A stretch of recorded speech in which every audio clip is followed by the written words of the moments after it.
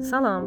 Pomidor yumurtanı sevməyənlərin belə dadından doymadığı pomidor yumurtanın hazırlama üsulunu sizə göstərirəm.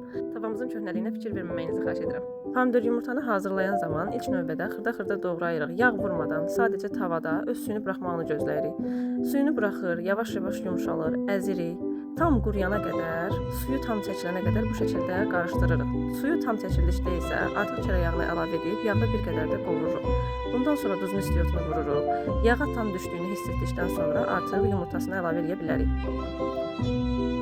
Yumurtasını da əlavə etdikdən sonra qarışdırırıq. Yenə də yağa düşür və quruyur. Pomidorların suyu tam quruduğu üçün pomidorun öz dadı tam hiss olunur. Çox gözəl, çox dadlı olur. İstiyotunu nə qədər çox vursanız dadı bir o qədər də gözəl olur. Əgər evdə acı biber varsa, acı biberlə də çox daha gözəl olur.